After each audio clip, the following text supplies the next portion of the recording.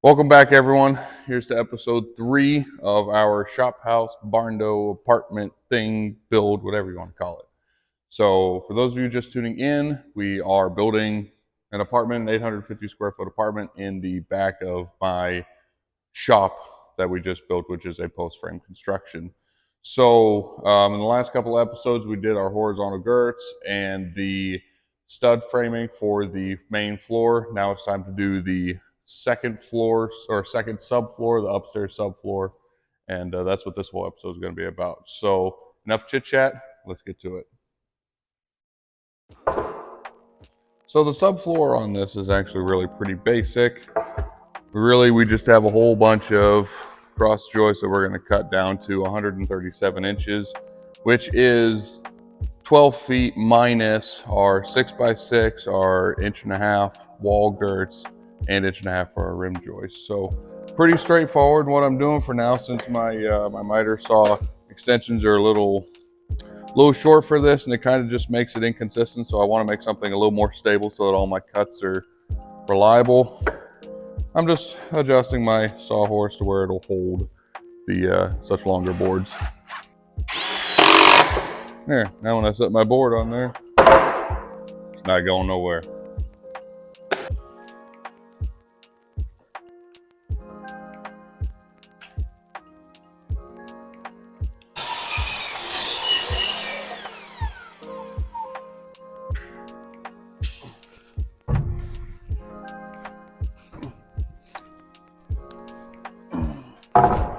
Woo! That would hurt.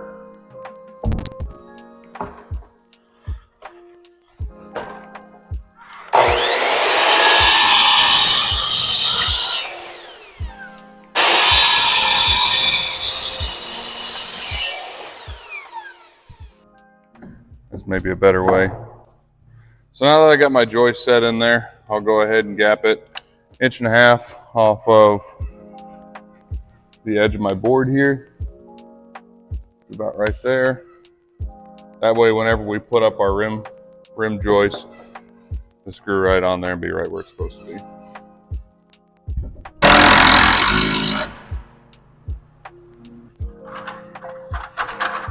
Maybe that won't. Wow. There we go. Struggle much?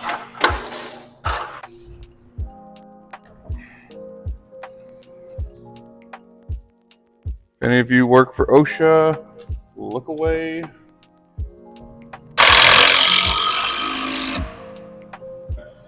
Now we can actually start, when we start setting our joist, we can butt it right up against this rim joist, and we have our length. Our length on the other end really doesn't matter. The only times where it's going to matter is at our 6x6 posts. We are going to have to cut those to be a snug fit.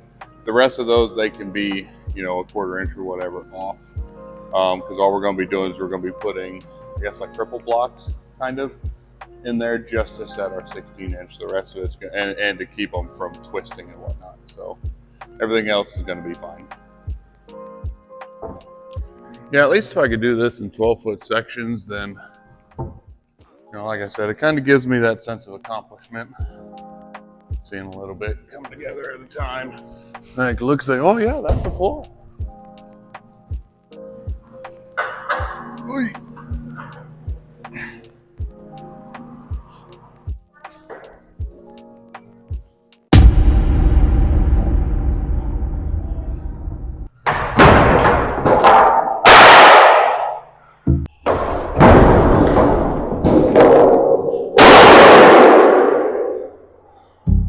Wow.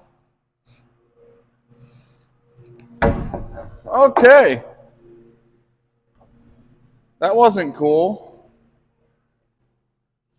All right. Let's try again. As unfortunate as it is, it didn't do any harm.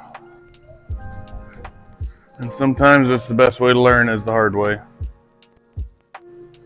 As much as I hate it.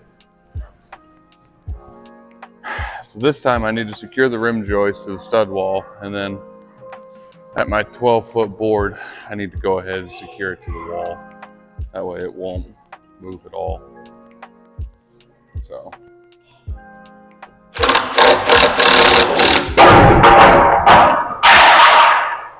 Wow. I am dangerous to be around.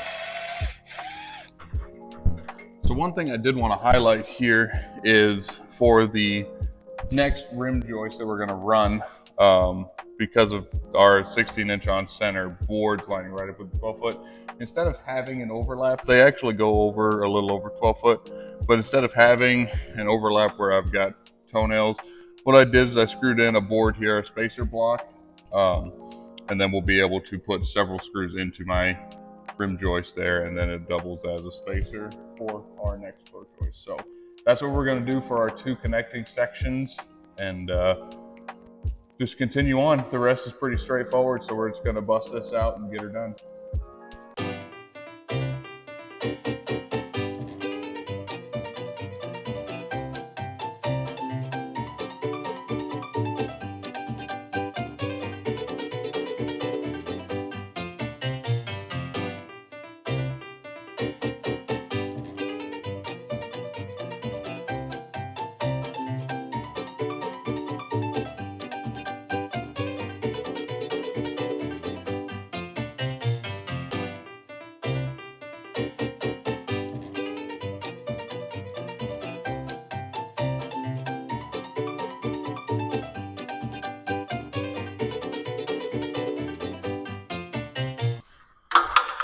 Cool. One more section to go, and then we can start working on our blocking. All right, day 2 of the floor saga. So I had to run to the lumber store and pick up some more 2x8s for my blocking. I was gonna do 2x6, but then I realized, I started doing some research, and per code, it's supposed to be the same dimension as your floor. So in the event that, you know, I don't have to follow building code because we're on a farmstead in the state that I'm in. But in the event that there was ever a fire or anything like that, anything unfortunate, tornado or whatever, if I feel like if insurance did an inspection and found that it wasn't put to code, then it might cause an issue. So we're going to build this thing to code best of my abilities. So, with the floor ties, how I wasn't sure what I was going to do there. I don't know what I was thinking, but we're going to use these wall ties, that one as well, and get those hung up and set into place. That way we can set the top plate of the wall. So we're going to do that, do our blocking, and then it's sheathing time. Made myself this little stool. Get me just high enough where I want to be. Fill up my pocket. Still not gonna buy a tool belt. I don't know, I almost did today. Some people celebrate, you know, having 100,000 subscribers. I'll celebrate giving in and buying a tool belt, I guess.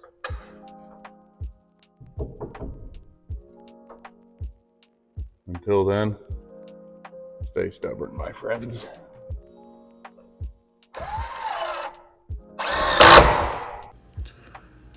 And here we have more monotony of hanging hurricane ties, making sure they're separated 16-inch on center right before we get into setting our cripple blocks. Now, our cripple blocks are meant to prevent any kind of bowing and twisting in the middle of the floor joists, and it's also plays a structural factor as well. So getting all those put in, and then we can start moving on to setting the floor with the stud wall. So using the square here to line it up and then tack it in place, and that'll help tie in everything. Giving it a good solid stare down to make sure it's not going to go anywhere. Yeah, that's not going anywhere. All right, been seeing this online. Let's see how I did.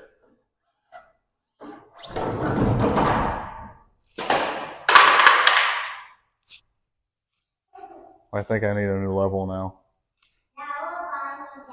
But it did good until then. So now that I've got my floor joists all set in, it's time to start throwing up my sheathing. Using 3/4 inch plywood here. Just trying to be as efficient as I can. Toss the boards right up there. Definitely one of those times where if you had a helper, it would definitely help. But it's kind of nice to make a lot of noise when they hit the boards. So once you get your boards up there, you just lay down your glue on all the studs and then you just let her fall. There we go. I'm going to slide it up into location, and then we set some screws once we set it square with the joists. That is the most crucial part, in which I think I've probably missed, but I got it as close as I could.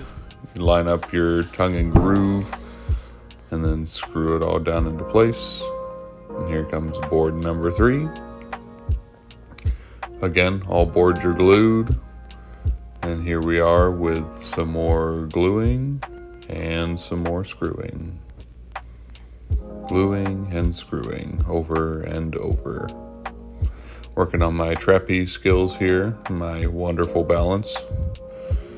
Some of you may not have noticed, but I'm like a cat. Not really, I'm about as clumsy as an elephant.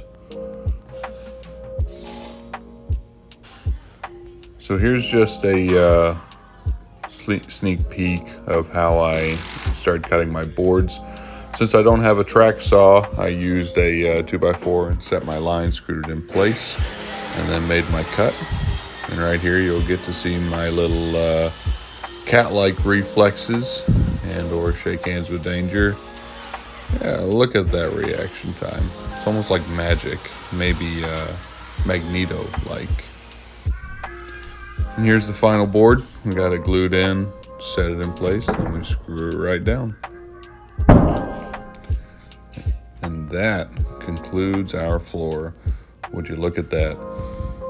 Absolutely fantastic. There's Madison. Hi, Madison. That's going to wrap it up for our subfloor episode. Thank you all for watching. If you have any questions, comments, or tips and tricks, leave it down there in the comments section. Hit that like button, that subscribe button too. If you don't mind, it means a lot more than y'all could ever imagine. So thanks again for watching. In the next episode, we'll be building our staircase. So we'll see you then.